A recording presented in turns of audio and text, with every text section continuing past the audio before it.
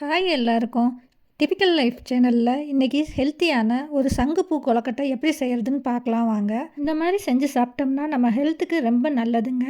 அதுக்கு நான் ஒரு டம்ளர் அளவு தண்ணி எடுத்துக்கிட்டேங்க. அதில் ஒரு 6 சங்குப்பூ போட்டுக்கிட்டேங்க.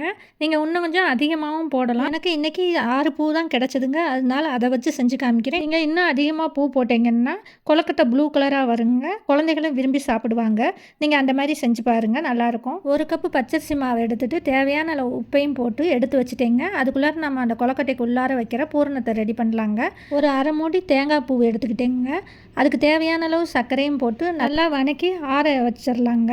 அதுக்குள்ளார நம்ம அந்த மாவை பிசைஞ்சிடலாம். நல்லா தண்ணி கொதிச்சோன்னே கொஞ்சம் கொஞ்சமாக மாவில் ஊற்றி இந்த மாதிரி நல்லா செஞ்சு எடுத்துக்கலாங்க.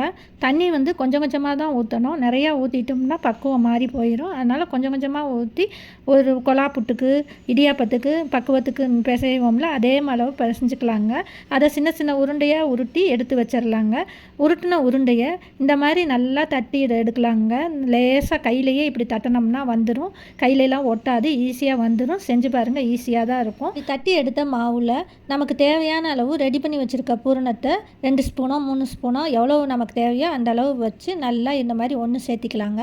ஒன்று சேர்த்தி நல்லா உருண்டையாக உருட்டிக்கலாங்க. உருட்டினோம்னா வந்துடும். வெடிப்புலாம் வெளியே தெரியாத அளவுக்கு நம்ம உருட்டி எல்லா உருண்டையும் இந்த மாதிரி பூரணத்தை உள்ளக்குள்ளார வச்சு உருட்டி எடுத்து வச்சிடலாங்க. இட்லி பானையில் தண்ணி ஊற்றி நல்லா காய்ஞ்சோன்னா இட்லி தட்டை வச்சு அதில் நாம் உருட்டி வச்சுருக்க இந்த உருண்டையெல்லாம் ஒவ்வொன்றா எடுத்து அடுக்கிட்டு ஒரு மூடியை போட்டு ஒரு 10 நிமிஷம் வேக வைக்கலாங்க.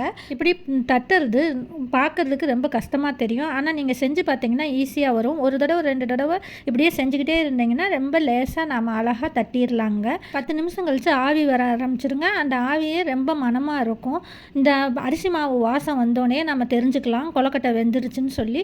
அந்த ஸ்டேஜில் நம்ம இட்லி சட்டி திறந்து பார்த்தோம்னா நல்லா பூவாட்டம் மலர்ந்து நல்லா இருக்குங்க. இதை எடுத்து வச்சு ஆறினோன்னா குழந்தைகளுக்கெல்லாம் கொடுத்தோம்னா விரும்பி சாப்பிடுவாங்க. பெரியவங்களும் நல்லா பிரியப்பட்டு சாப்பிடுவாங்க. ரொம்ப நமக்கு ஹெல்த்தியும் கூடுங்க. சங்குப்பூ நம்ம சேர்த்திக்கிறது உடம்புக்கு ரொம்ப நல்லதுங்க. நீங்களும் இந்த மாதிரி ஒரு நாளைக்கு செய்யுங்க, அருமையாக இருக்கும். நீங்கள் அதிகமாக சங்குப்பூ சேர்த்துனீங்கன்னா ப்ளூ கலர் கொழுக்கட்டையாக இருக்கும். அதே மாதிரி செஞ்சு பாருங்கள். அப்படியே சப்ஸ்கிரைப் பண்ணுங்கள், லைக் பண்ணுங்கள், கமெண்ட் பண்ணுங்கள்.